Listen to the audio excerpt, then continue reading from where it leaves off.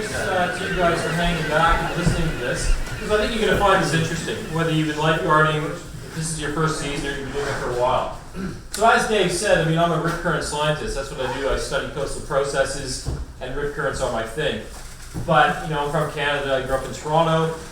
But I've been in Sydney for about 21 years. And I'm just going to talk about a lot of the stuff we've been doing recently in Australia. But it has ramifications for rip currents here, for sure. But I don't know if you guys have been to Australia, but we have slightly different, our beaches look the same, but our rip currents, by and large, kind of look, this is Zapper, you're not going to see this on the TV, and long you mean stick? That's Even better. We can do better than that. Give me a stick. Pointer. Those are the rips. This is looking down. We get these fixed rips. They're in deep channels. They look like these dark gaps. And you can see the beach scallops. I imagine you get them like that around here as well, but predominantly that's what we get. So I'm going to talk a little bit about how the rip is a hazard in Australia, a background of rip current science, how things are changing, and then I'm going to talk about this research we've been doing that we're now actually, you know, Spencer and Kobe are doing here. So I'm not going to give you rip current 101 too much. I think we know what it is. Water comes in, water's got to go back out, and at least in Australia, where you get these, most of our beaches have sandbars and deep channels, and you get these various configurations, but the rips sit in the deep channels, and it's pretty easy to spot from elevation. They just look like dark gaps stacked all the way down the beach, every 150, 200 yards. In Australia, you know, we have about 15,000 rescues a year. Like guaranteed, about 90% of those are all related to rips. You know, somebody did estimated there was 17,000 rips along Australian beaches. We get a lot of drownings. Last year we had 120. That was coastal drownings. Of those, most of those were rip currents. It's really hard to estimate the accurate number of people who drown in rips, and that's everywhere, because unless you have a coroner's report or an eyewitness report that saw somebody get in a rip and drown in it, you just have no idea. So based on the confirmed drownings, we've got about 21 per year, but it's probably like 40 or 50 to be honest. And that's an amazing statistic, because that number of 21, which is an underestimate, is more than the number of people on average killed each year in Australia by bushfires, which is a real big problem in Australia, floods, cyclones, and sharks combined. And yet they really don't get that much attention, because most people, you know, you get one fatality in a rip at a time. You don't get 100 drowning in a rip, but over the long term, they're pretty serious. And the average cost of a drowning is estimated at $1 million. This is what I do. I often release this purple dye. It's harmless purple dye. I put it in right at the shoreline into a rip, and off it goes, and I'll talk about that a little bit later. But they're basically everywhere.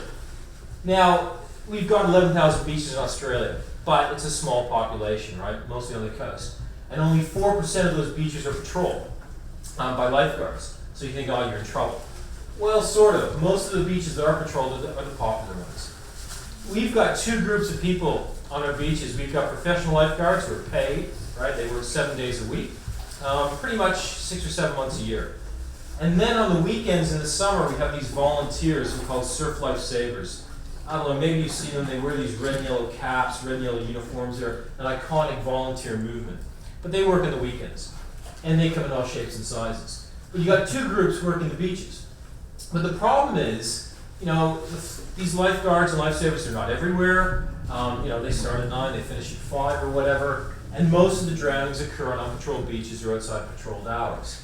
And our system is a bit different than yours. We have this flag system where we've got a pair of red and yellow flags. And the idea is that you swim between the flags. And that's the message they promote everywhere. Every kid, every person in Australia knows they should swim between the red and yellow flags. But here's Bondi Beach, on this sort of busy day, most popular beach in Australia. Well, can you actually see the flags? The answer is no. There's some down there, there's some down there. People are lazy. They're going to swim as close to a park car as possible, and they don't swim between the flags. They know they should, but they don't.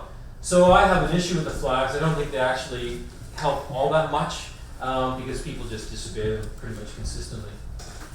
Now, I started off as a rip current scientist, so I was studying how rip currents flow. I was looking at the physics of their flow and their patterns and stuff. But I became a lifeguard when I went to Australia, and I thought, you know, if anyone knows beaches and rips, it's going to be Australians. But we were pulling in all these Australians from rip currents who didn't have a clue. Like, they just had no idea what rips were.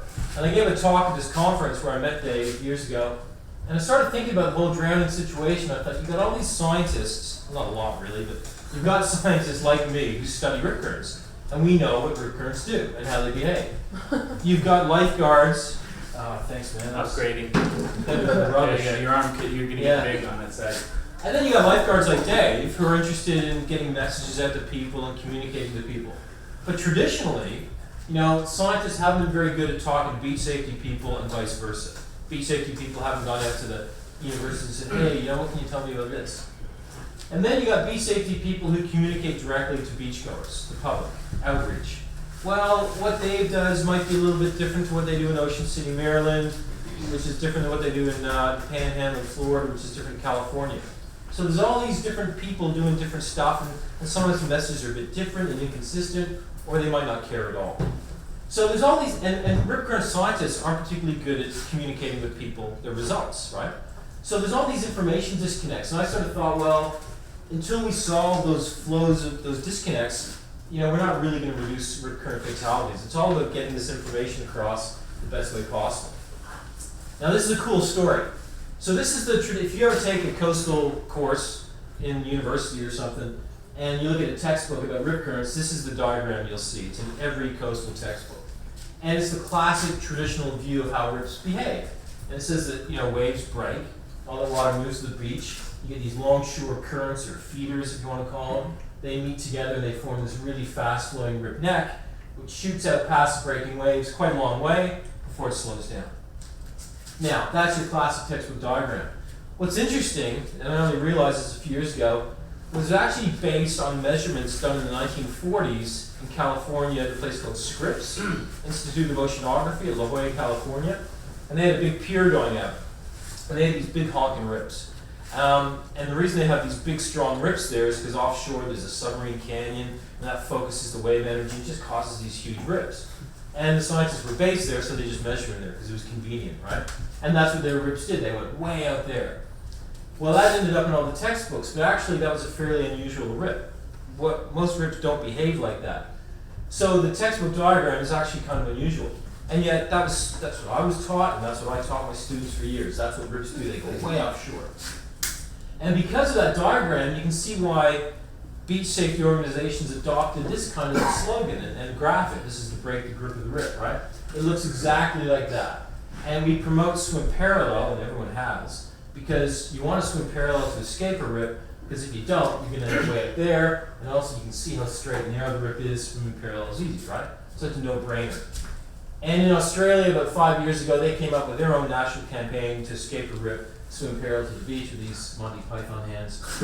Anyway, they paid a lot of money for that. So the obvious thing has always been to swim parallel. Right? That's out there and established, just like that diagram is established. And yeah, rips do look like this. This is in Cape Cod, right? Classic textbook case. There's your rip going way out. I'm not going to get into that. It's a rip formation.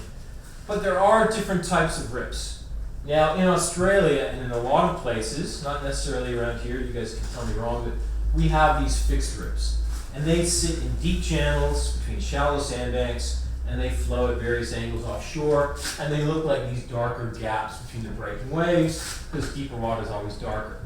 They form when waves are fairly small, so beautiful days, right? Really inviting you to go in. They flow pretty fast, and I've seen them around the world, right? They're pretty consistent. So these are all Australia. That's Pensacola Beach. Down in Florida, all these little dark lines or gaps going offshore. That was somewhere, I think that was down near Rodanthe a few years ago. There's a dark gap going through the bar. They do occur around the world. I was in Thailand a few months studying rips, exact same. They're the most common globally. Then you get rips which are stuck up against structures. In Australia, we get a lot of, this is Bondi, you get a lot of reefs and rocks and headlands, so they get stuck up against that. They're forced. And they look like dark gaps because they're stuck against these boundaries and they're in deep channels. You can get them against groins and jetties, okay? They're fixed in place. They're almost permanent when they exist. And then you get what are called flash rips. And flash rips are a bit unusual. This is in Delaware, Rehoboth. There's that sort of plume going offshore. They're not so much controlled by the sandbars and the channels as much as the waves. So you might get a couple of big waves break suddenly, the water piles up and it just pushes this thing offshore. It might last for a minute or less or a couple of minutes and then it disappears. And then it might pop up somewhere else, so they're just flashing everywhere. Really hard to get a handle on and measure, okay? But they're still dangerous because suddenly, you know, if you're a non-swimmer, you can go from there to there pretty quickly. But no one's really managed to measure them, so we call them flash rips. There's another one that's from Maryland, that plume. We saw a couple today. Now there's these ones, swash rips. Now when waves break on the beach and they wash up and they wash back down, that's called uprush and backwash, and that's what swash is. And on steep beaches where you get what these things called beach cusps, you get backwash. It's not really a rip, but it still takes water offshore a little bit, and if you can't swim and you lose your footing, well, you're in deep water and you can still drown, okay? So they're a different kind of rip, but that's basically the 4 types we get globally. And you guys can tell me later when you get around here. Now I won't go into this in too much detail, but we've been studying rips and measuring for a long time. Generally, rips flow fastest, give or take, 2-3 hours either side of low tide. The reason, it's not always the case, but usually it is, because at low tide there's more waves break, and rips are all about breaking waves. Water comes in, it's got to go back out. So rips flow fastest around low tide.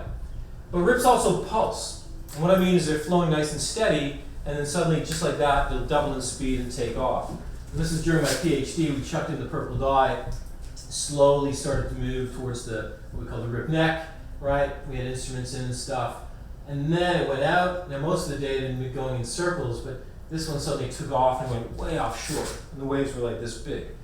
Well, pulsing is related to groups of bigger waves. We call them wave sets. You get 3, 4, 5, 6 big waves come in, water piles up, and it just pumps out that rip. And it can double in speed just like that. It can last for 30 seconds. And that's where most people get in trouble, and all rips do this. They all have a tendency to pulse. So those are the 2 main behavioral things to watch out for.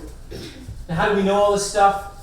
We've been measuring them. So there's 2 ways to measure rips. One is to walk in like what's called a current meter. All these things are old actually, but they're current meters, and they measure how fast the water is flowing at that point. So we would have to carry that in there, and that's great. You get really accurate measurements of the flow at one point. So it's kind of limited. You want about 10 of them, but that's just too hard. So Lagrangian is a fancy word that talks about measuring the rips going with the flow. So if I threw in an orange, right, and track that orange, it's going with the flow. The purple dye started here, it's going with the flow. We chuck in people, right? We throw them in, they wave a flag, we track them with survey gear. We're measuring the whole extent of the rip current. So these Lagrangian methods are actually really bad. They're simple, if you can find people, and they're cheap and they're easy. And for years, this is where it gets cool. For years I've been taking my students, right, teaching students that textbook diagram. Rips go way offshore. And then I take them into the field, and we chuck in some dye. There's some breaking waves there. There's a dark gap. That hole is the rip. So you get your feeder. It's looking like the textbook. It's going straight. It's looking like the textbook, and that's a small rip. And then it reaches this point. And that's when the rip slows down because it's done its job. It's taken all the water from the beach back offshore. And it doesn't go way out. It actually comes back in a circle in about 2-3 minutes. And I would see this almost every single time I do a dye release. But I'd say to my students, well, that's not what they normally do. They normally go way offshore. But I never see that. And yet it was so stuck in my head, this traditional view, that I was seeing the complete opposite if I was teaching my students the textbook stuff. And then a guy named Jamie McMahon came along. Jamie's American. He's from New Jersey. We shouldn't hold that against him. But he's now based at the Naval Postgraduate School in Monterey. He's a coastal engineer. Is that what he is, Spencer? Coastal engineer. Smart guy, young guy. And anyway, he got into rips in a big way, and he built these things called drifters. And these drifters are plastic. They're designed to float like a person would float. And on each drifter, you attach a GPS in a waterproof box, right? And the idea is that you can throw these things in the water and you just track where the rip's going and how fast with the GPS. So he built tons of these things. He did these experiments in Monterey, California. If you ever go out there, it's cold. Even in the summer, it's cold. It's seriously cold. But it looks easy. You carry these things in, right? But you got to get your timing right. There's Jamie. He's punched through the shore break, and he's happy. These guys just got pounded. But anyway, once you get through, you just let them go, right? and they just do their thing, and they float with the currents. Whether it's a rip, whether it's longshore current, whatever it is, they're designed, believe it or not to surfboard in, but to go with the current. And a bunch of people made these drifter measurements. You got to get it back at some point. Well, this is Kobe. This is like a couple of weeks ago, getting his drifters back, which is such a cool retrieve. But he'll tell you more about that later. But this is what Jamie found. So this is in California. Looking down at the beach, there's 1 rip, 2 rips, 3 rips. Right? And all the black dots are the drifters. And what are they doing? They're going in circles, right? Round and around and around. He found that some of these things went around 22 times. Okay? And every now and then you get what we call an ejection. So you get one spit out the back. And through all his studies in California, he found that about 80 to 90% of the time, the rips were stuck in the circulation pattern. And he did this in France, and he did this in England, and the rips found the same thing, 80, 90%. So he kind of casually mentioned in his, well, not casually, but in this paper he wrote up that was published, he said, well, instead of, the traditional idea that rips go way offshore and you should swim parallel, maybe because it's dominantly like this, just float. Just stay afloat and tread water. Because in about 5-6 minutes, you'll be standing up safe and sound in the sandbar. So he kind of proposed this, he really challenged the existing view. And people don't like existing views being challenged. At the same time he published that, the New York Times published it as well. They came out with this article saying, well, when it comes to rips, maybe you should just tread water. Well, that really created a stink. Because a lot of professional lifeguards around the world said, nah, we don't believe that. Lots of scientists said, nah, rips don't do that. They just, they were challenged. So it really became a big deal in Australia. And the reason for that is that the professional lifeguard organization in Australia has always hated swim parallel. They've never liked it. They've always promoted stay afloat. So they said, great, this is excellent. But Surf Life Saving, the iconic movement, who have all the money, and did the Monty Python thing for swim parallel, said, no, he's wrong. That's not how our rips behave. So it ended up in a national radio debate on the biggest radio station, and it was the main guy from professional lifeguards, the main guy from Surf Life Saving, and there was me. And I was sitting on the fence saying, well, why are we arguing about stay afloat, swim parallel, when we should actually stop people getting the rips in the first place? Doesn't that make sense? And the other thing that I thought about at the time was that we're arguing about what we should be telling people to do, but at no point were we thinking about the people. Like, we can say what you should do, but what are these people, how comfortable do they feel about swimming parallel? How comfortable do they feel about just staying afloat? So that led to this study. And Surf Life Saving, to their credit, said, well, if we've got this wrong, if we've got our national campaign wrong, we want to know. So we got a whole ton of money, we did get a lot of money, it was great, for this 3-year project, which is still going on, right? And we were basically testing rip escape strategies.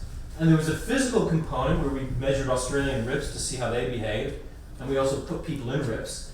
And there was a social component where we had a survey of people who'd been caught in rip currents before. So we'll just go over the physical now. The whole idea is, this information is going to help us develop better rip current education for the general public, hopefully. Now, there's a lot of mumbo jumbo. I'll just talk you through it. We've done a lot of experiments the last 3 years, is the bottom line. All around Sydney. So Sydney is a great coastline. We did 3 experiments in and around Sydney, where we put in drifters to measure the flow and people to test swim parallel and stuff. We did 4 other experiments at different beaches, just putting in the drifters. So we've got different beaches, we've got different types of rip currents, we've got different wave conditions, we've got a real variability of conditions, which is what you want to test something. But I'm only going to focus on the very first swimmer experiment, because we've done the most data analysis in this one. It's just a beach called Shelley Beach. And we had 3 days of putting swimmers in the rip currents, okay? Which doesn't sound like much, but it took a lot to get this going. Now, this is Shelley Beach looking down. It's about 2.5 miles long, maybe, and it's got a rock reef here and then a rock reef there, just a typical beach. It's bounded by rocks. And we had a rip at the end against the rocks. That's called a boundary rip. It's fixed in place. It's stuck, permanent. And then we had a rip further up the beach that was snuggled in between 2 sandbars, so another fixed rip, if you like. And then further up the beach, on the 3rd day, we had a much more high-energy exposed rip. This picture wasn't from the same day, but it was much bigger, much more exposed. So we had 3 different types of rips, if you like, and we measured them all. So to measure how the rips behave, we built our own drifters, just like Jamie. We chuck in 12 at a time, all day long. Well, not all day long, for 3 hours we'd have 12 of these drifters doing their thing. We surveyed everything with jet ski, we had waves measuring stuff, we measured a lot. And then we had people. And the reason they wore these red and yellow caps was because they had GPS underneath the caps. So we had a bunch of people who would jump in and they were instructed to either float, swim parallel left, swim parallel right. And that's quite a large number of actions. So we tested a bunch of stuff. And what we do is you get the people to go in, and most of them are students, right? But because they're the only ones dumb enough to do it. But they'd carry in the drifters, they'd let them go, so there's the flow, and then they would float, and we'd say, okay, we'd give them a signal, say you swim that way parallel, you swim parallel that way, you guys float, whatever. And we did this a lot. So the results are, I'm just going to go over this. This is looking down at the beach. This is the south end of the beach. And this is, so here's the beach along here, that's going offshore. This was the rip against the rocks, okay? And this is the rip about 150 yards up the beach. And the arrows are the flow patterns. This was a dominant circle. Every single drifter we put in for 3 hours went in circles, okay? Whereas the drifters here tended to go further offshore. Now that's kind of interesting, because if somebody goes to the beach and they are clueless about rips and there's no lifeguards, they might send their kids in to swim there, in which case the kids are probably going to be fine because the rip's going in a circle. But if they decide to send them here, they go offshore. And that's part of the complexity of rips, is that rips next to each other can behave differently. So we measured 2 different types of rip currents. And what this shows is the people who are just floating, we said, you just float. Are you going to come back? What's going to happen to you? Well, in this rip current, everyone who floated ended up standing up in the sandbar. They just went with the circulation, and an average of 2.5 minutes of floating, doing nothing, you were standing up safe and sound, and you just walked in. 100% success rate, okay? Unfortunately, the people who started floating that rip didn't come back. Well, they did, but for the experiment, they didn't come back. So that's like, uh-oh, that didn't work. And we were talking about floats of 5 minutes. Now, after 5 minutes, if you're not coming back, you're going to start to freak out, right? So that was quite interesting in itself. But swim parallel wasn't clean and cut either. So this was swim parallel. Remember, you got the circulation going like that in this tight little circle. Everyone who swam left was swimming with the arrows. They were swimming with the circulation. Happy days, right? They got out. 100% of the people who swam left got out. But when they swam right, if they started early in the circulation with the arrows, that was good. But if they left it too late before they started swimming, they were swimming against the circulation, and they couldn't make it, and they gave up. And what we found was the successful swims were pretty fast, 1.5 minutes and you were out, okay? But if you swam the other way, the swims got longer, and we had a lot of people giving up. And these were all good surf swimmers. And what it showed to us was that, the circulation that you can't really see with the naked eye, if you start to swim out of the rip here, you would have been fine. If you waited 10 seconds and you were right here, you wouldn't have made it. It's a real subtle difference where you decide to start your escape strategy. So the third day we moved up the beach, and this was like much higher energy, bigger waves, stronger rip, and this is what the drifters told us. So that the hot colors it's fast, right? So there's the beach, and it was just moving big time. But you can probably see from the arrows that there's a bit of a circulation in that direction and a bit of a circulation in that direction. There's a pretty complex rip actually. And what we found with the floats, the people who just floated, was that the floats were much, much longer, okay, to get to safety.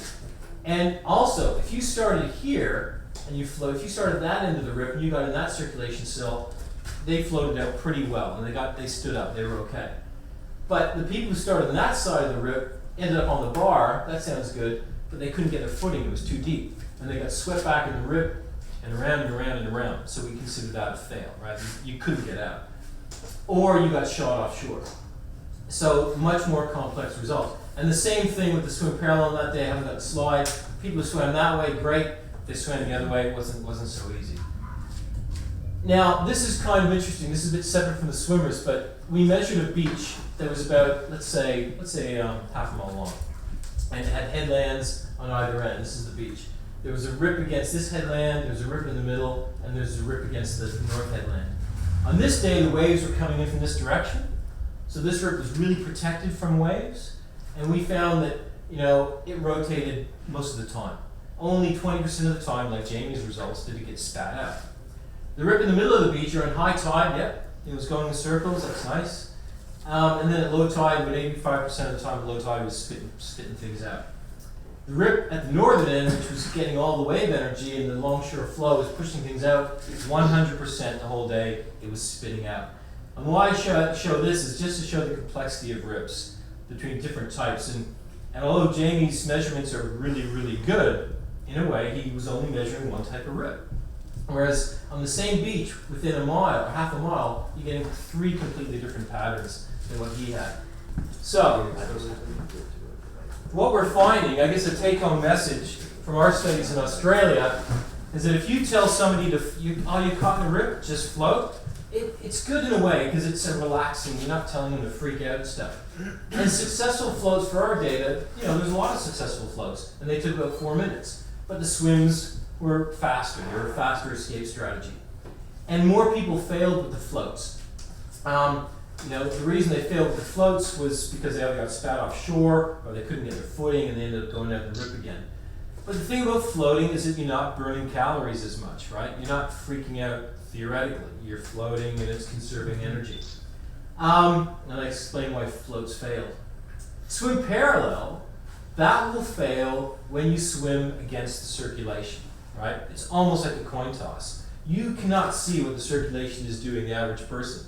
And if you wait too long, you might end up swimming against that, and it's just not going to work. So, floating can lead to exits or long periods of floats. That was one of our things. It's not perfect. These rips against structures, they need more examination because our data was showing that they just take people out all the time. Swimming parallel can be a coin toss depending on which way you started to swim, but this is important. No one who swam parallel ended up getting spat out the back. Eventually they made it out. And they changed their mind and they go in a different direction, whatever. And then of course rip current flow behavior is complex. Like it's no brainer, right? But sometimes you got to measure these things to say that. It's easy to say people swim parallel, but you can't ignore the complexity of rip currents. You just can't. They vary between rips, between different types of rips, and within the same rip over time. So no single message works. That's what we came out with. I'm not going to go into this stuff. So then the second part of the study was the social, right? And this is, I actually think, much more valuable because no one had ever spoken to the people getting stuck in rip currents before. So we developed a survey called Rip Current Survivor Survey. It was online, and we did a hard copy, walking around beaches and stuff, and it was for people who've been stuck in a rip. So these people do the survey, and we get demographic information, like how old were you when you got stuck in a rip, where do you live, how often you go to the beach, all that kind of stuff. And we asked them about their surf knowledge, do you understand things like rips and blah, blah, blah. And we asked them their swimming ability. And then we said, okay, where were you swimming? You're lifeguards, away from lifeguards. How did you get stuck in the rip? What did it feel like? Did you remember any safety advice about rip currents when you got stuck? And if you did, what did you end up doing? And then how did you get out of the rip? And really, really interesting stuff. So this is all, again, I'm just taking this out of conference paper, so don't worry about it. We've got this survey. It's easy. You guys should memorize this, ripcurrentsurvey.com. Because what I want you to do is when you pull people out and you chat to them, say, go to this website, right? And we promoted it through all our lifeguarding networks. We tried to get newspapers doing it and stuff. But what we found was that we really wanted the families that go to the beach once a year from inland, right? It was really hard to capture them because they don't care. So we ended up, all our friends filled it out, and most of our friends were surfers. They'd been caught in a rip at some point in their life, but at least they kind of knew what was going on. So that was one problem we found, is that most people who did our survey kind of were a bit savvy anyway. But we did hard copies to get around that, and in the end we got about 1,000 really good online surveys in Australia, and almost 200 hard copies. That's a lot for us. Well, we did it in New Zealand, but I've also got it running for the US now. Okay, so I'm starting to promote the US. Got about 300-400, but it needs, US is a big country. We need to really boost that. So get on Facebook, and Facebook's the way to go, and spread that link.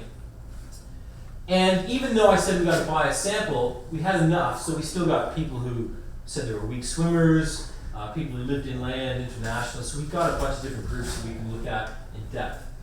And we also, at the end of the survey, said, if you want to, it only takes 10 minutes, it's anonymous, if you want to chat to us more about your experience, let us know. So we ended up doing a whole bunch of interviews. We've done about 100 interviews with people to date, and that's like over the phone or face-to-face. And they vary from 10 minutes in duration to an hour. And somebody has to transcribe them, everything, and I didn't do the interviews, but I've read the transcripts, and they are fascinating. Like, these are stories that are seriously wow stuff. And really emotional too. I mean, you've got people who will never step foot in the ocean again because they've been traumatized. And there's one in particular where a mother was holding on to her daughter in this rip, and she couldn't hold her any longer, and she let go. And she thought her daughter was going to die. She got rescued by the lifeguard, as it turns out, but really crazy stuff. So we looked at all this for various themes that were coming out of these interviews. And I'll talk a little bit about that. So I'm not really up on the social stuff as much as the physical. It's sort of just come out now, so I'm probably not doing it justice, but what we found was that of all these surveys, it was mostly males who responded. Probably because it's mostly males who get caught in rips. And we had a good distribution of age and all that sort of stuff. Now, you don't have to digest this, I'll just tell you what you need to know. Because it was a biased sample, most of these people were kind of experienced. Most of these people were frequent beachgoers, but they still got in rips, caught in rips. Most of them rated themselves as pretty good swimmers. Like this big chunk here was rated as competent, the blue was highly competent. So again, they were good swimmers, and we asked whether their swim training was backed up. Most of these people were good swimmers. And some of them had a lot of surf swimming ability and experience as well. Where did they choose to swim when they got caught in the rip? A lot of them got caught in a patrol beach, so there was lifeguards there, but they would have been swimming outside the flagged area, right? A lot of them did swim in unpatrolled areas as well, so it just sort of backs up the whole thing that in Australia, people don't get rescued in the flags, they get rescued outside the flags, and that's why they should be swimming in the flag. We asked these people, when you go to the beach, do you do a beach safety check? Do you look for all sorts of stuff? So they were experienced, so 60% of them actually said yes. Now, I bet if you ask people along here, what do you think that percentage would be? Okay? So it was experience. But the thing they looked for is, you reckon it'd be high as 5? No, -5. -5, okay. But anyway, the thing they checked for the most was breaking waves. They were checking for the dumping, we call them dumping waves, and then they checked for rips, okay? So waves and rips are the big two. And then we said, how good are you at spotting rips? And this is Australia. Now the women were a bit more cautious, most of them, the red said, yes, sometimes I think I can. But the guys, really confident. Yeah, I can always spot rips. And then we tested them. So we gave them pictures of typical Australian surf scenarios. So there's a rip there going up that dark gap. So A is where the rip is. Here, B is where the rip is. And C was a trick question. There was no rip in that picture. We had to say, where's the rip? And basically, without going into this, is people weren't as good at spotting rips as they thought they were. The people who thought, yeah, I'm really good at it, they weren't as good. So they weren't bad, but in general, most of these people weren't good at spotting rips. And some American academics are now doing studies in Pensacola and Galveston, Texas of rip ID, and they're getting numbers like 13% of beachgoers can identify rips when shown a picture of an obvious one. Right? We asked people, do you know what to do when caught in a rip? And yes, most of them said yes. Yes, I've heard I shouldn't panic. I shouldn't swim against the rip. I should swim across. That's all good. They knew all this stuff. And then we said, well, how did you get caught in the rip? Now, most of them said I was swimming, wading, drifted into it along the beach. That makes sense, right? And then some said they went in it on purpose because they were experienced. They were probably body surfers, using the rip to get out to catch a wave. But I always thought that people got into Australian rips because they looked like dark gaps. They looked like safe water, right? And yet that didn't come out in the data. I thought people just walked into them because they looked safe, but it didn't come out maybe because they were experienced. So we said, when you're in the rip, did you remember any specific advice for what you should do? And most people said, yeah. Yeah, I remembered I should swim across. I remembered I should stay calm. They remembered all the right things. But I can tell you right now that it didn't matter how experienced they were, all that stuff went out the window. So the dominant physical thing that they remembered was I got to swim across. But what did they do? They swam back to the beach against the rip. That's what they tried to do. The dominant thing they remembered was that they should stay calm emotionally. But what did they do? They panicked. So they know what they should do, but when they're in that situation, they ended up taking the opposite response. But what we did find in terms of how these people got out of the rip, I swam across the rip to get out of it. So for this group, you know, of which 60% were pretty competent swimmers. Swimming parallel or swimming across it worked for them. But a huge chunk had to get rescued. And what it really came down to was that, you know, we asked this question, did you recall advice? People who were experienced said, yep, I did. The people who were inexperienced, who don't go to the beach very often, didn't recall anything, right? So we had two groups, really. And the people who recalled advice, they remembered they should swim across, and they did, okay? The people who didn't remember anything had to be rescued because they didn't know what to do, all right? So they had to be rescued. In terms of swimming ability, basically the dark blue is really good swimmers, the light blue is crappy swimmers. Again, people who rated their swimming ability as high, they swam out because they could. People who couldn't swim very well, they had to be rescued. You know, so swimming ability was key as well. Now, none of this is rocket science, but you have to document this stuff. Because I can sit there, and I have, for lifeguards and just talking, and they're telling me all this great stuff, but it doesn't mean squat until you actually document it with evidence, right? And then you can start making proper decisions. Now, a lot of stuff came out of the interviews as well. You know, a lot of people said, oh, I know all about rips, I just use them, and that's fine, rips are manageable. But, you know, from our physical study, it came out this complexity thing. Rips are complex. What you should do when you're stuck in a rip is pretty complex as well. And, you know, there's a lot of good quotes. Yes, I remembered advice, but in the midst of being in a rip, panic and worry set in, and it's difficult to remain calm and apply the advice you know so well. I panicked, totally forgot about not fighting it, blah, blah, blah. But we're documenting it now, and that's really, really important. And here's where this combinations come in. Like, a lot of people do use a combination of strategies to get out. So I swam towards the beach, I'm not getting anywhere, I lay on my back to rest and regain energy, and then I swam parallel to the beach. After time, I then swam towards the beach, so they did a whole bunch of different stuff to get out. This person, I started swimming across the rip and towards shore, tossing whether they keep swimming, raise my hand, blah, blah, blah. So we're starting to find that our physical results are being backed up by what people are actually doing to get out. Now this is a complex slide, but it's interesting, because we say swim parallel.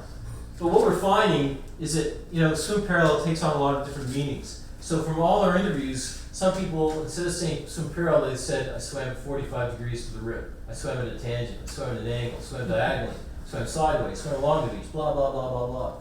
There's all these variations of this one message, which means it's kind of hard to promote one thing that people will all understand. Anyway, I'm not going to go into that in detail right now, mostly because I don't understand it. And there was also variations with go with the rip and stay afloat.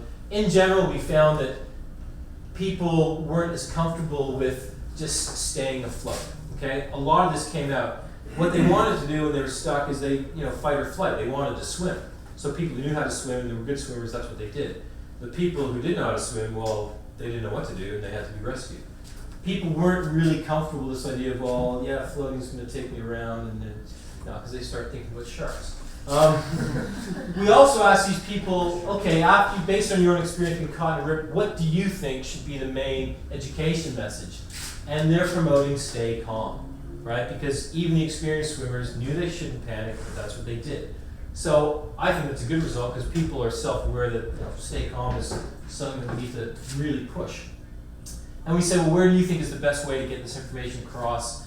Not that they're experts, but neither am I really, but they all said beach signage and TV. Beach signage I can see, except that there's studies out there that show that beach signage is not particularly effective. And TV, we've got a reality show called Bondi Rescue, I don't know if you watch that, where they follow the professional lifeguards around, and they're always pulling people out of rips, so maybe that's why they said it.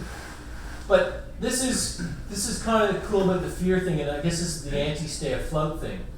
Well, if I thought, okay, the advice is just go with the flow, how much further out was it going to take me? And then start panicking about sharks. That came out of it a lot. So it goes back to this debate. Certain people are just so pro stay afloat, but they can't see that people just aren't comfortable with that. Some people are really pro swim parallel, but they can't see that sometimes that's not perfect either. So where we are in Australia at the moment is we're not worried so much about what we should tell people when they get stuck in there. We're going to promote this combined thing, just, you know, kind of figure it out yourself. But we've got to figure out a way to de-emphasize the panic reaction. That's where we are now, and to motivate people to swim their lifeguards. So one of the other things I'm doing is I've got a study, and I will send this link to Dave, who will send it out to each and every one of you. Every single one. And every lifeguard he's ever had work for in the past, whatever, 10 years.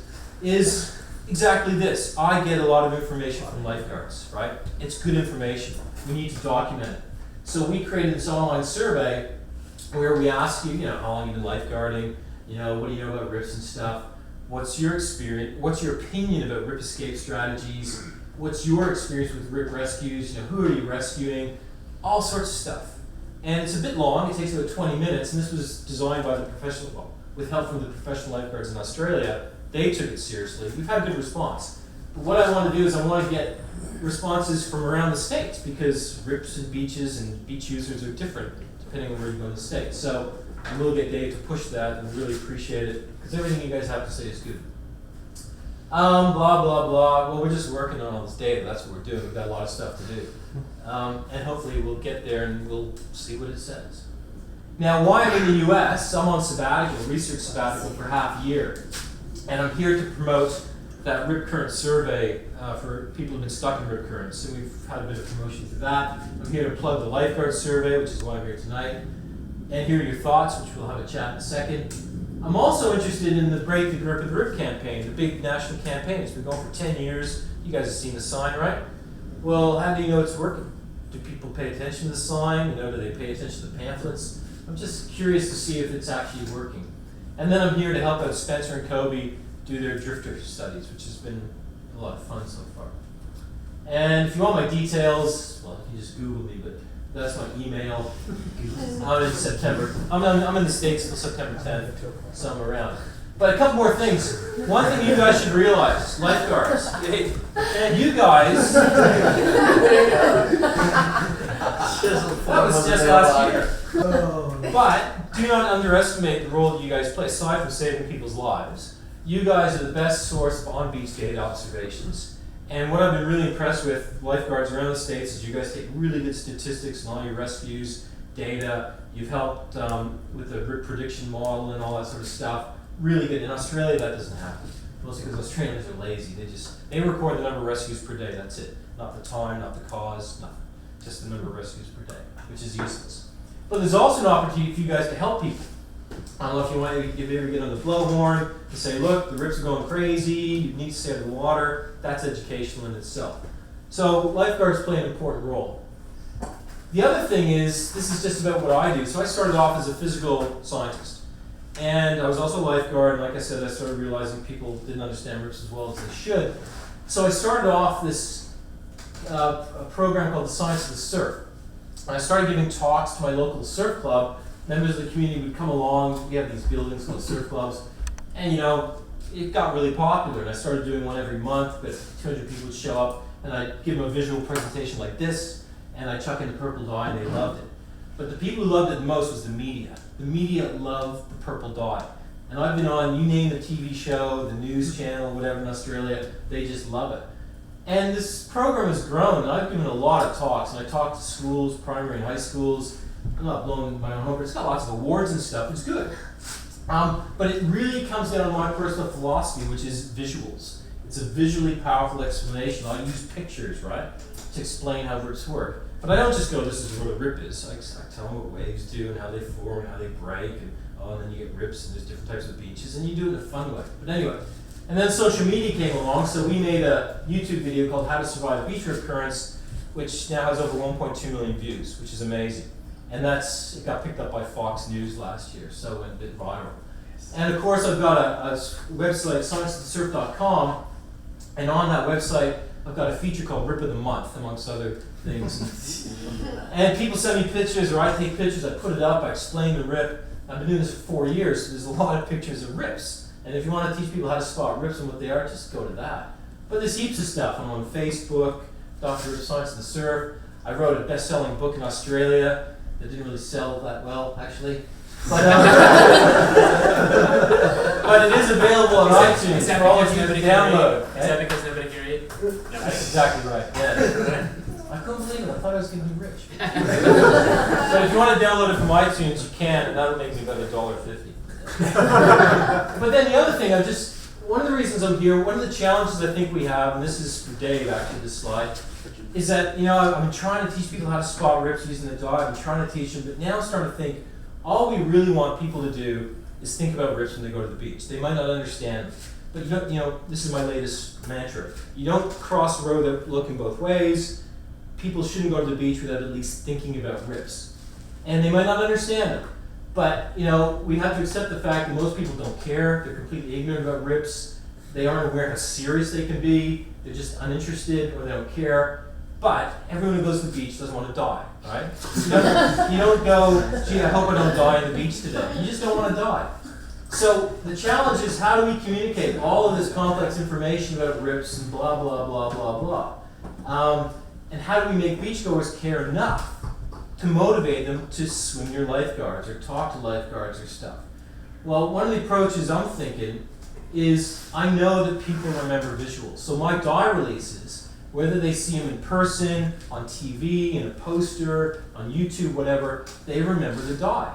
And I've got data to back this up now. I haven't published it, but I still get people coming up to me, they find out what I do, and they go, oh, you're the guy that does the purple die. I saw that on that Catalyst show. And I just go, well, that was 15 years ago. But they remember it. And it takes all the you don't have to teach people what rips are. They just see this, and they go, wow, that's kind of cool. It starts off there, and it ends up there. Get this on a commercial, get this on a PSA, get this on a billboard, get this on a speech sign, because it's visual and it grabs their attention. And my own philosophy is, I think that maybe somebody, when they stagger drunken for like a midnight swim, they've seen this picture and some neuron fires in the last minute, and they think, oh man, I don't want to end up way up there. But I think visuals, for me, are the way to go. It takes all the complexity of explaining stuff. But finally, evidence-based research, which is what we're doing, is really important. But if you really want to stop people drowning in rips, you just tell them that sharks live in rips. and then there would not be a problem. I've got one for you. I'm in the water pulling a girl out of the water with another lifeguard. It is going wrong. She passes out. Her hands are full. I look at a school bus full of Baptist Bible children coming over the dune right at us, and I go, rip current. I yelled, stay out of the water, go over there. Nothing. They're all still coming at us, and it's 70 kids. Yeah. And what did I yell? Shark. And they all stayed out of the when you go with what works sometimes. It worked, it got their attention, and it saved them all from... That's right. Yeah. Well, the lifeguards at Bondi Beach, when they've got 40,000 people on the beach. It's not a big beach. And the rips are firing, it's going crazy. They'll set off the shark alarm, and that clears the water just to get people out. But the other thing is that, I'm claiming I've done all this research. Not really true. I had a PhD student, Jack, who's just submitted, and he did most of the physicals, all of the physical stuff. I was on the beach and stuff, but that was him, so I got to mention him, and that's the only time he ever smiled. But yeah, so a lot of people helped to get this research. It was a pretty big effort. And then there's papers and stuff. But if you guys have any comments or about your own experiences, happy to hear them. All right. But yeah, thanks for hanging out.